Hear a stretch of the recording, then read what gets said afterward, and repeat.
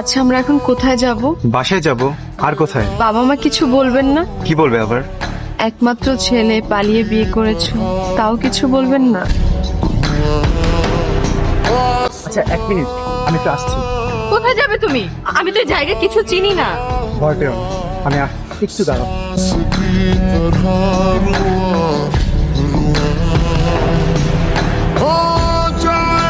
কে তুমি? কাকে চাও? তার নাম নীরা।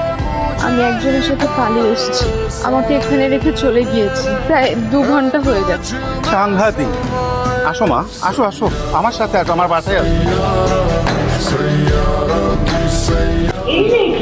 আর বলুন না।